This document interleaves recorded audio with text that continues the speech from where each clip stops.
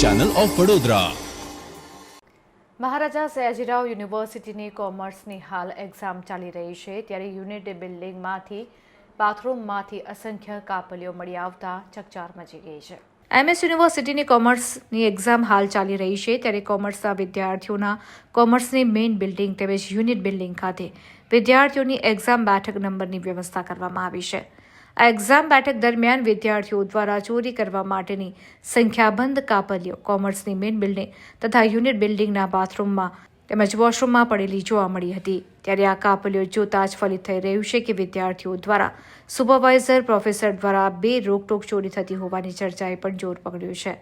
ત્યારે વિદ્યાધામમાં ચોરીના બનાવ થતા હોવા એ શરમજનક બાબત હોવાનું પ્રબુદ્ધ નગરજનોમાં ચર્ચાઈ રહ્યું છે.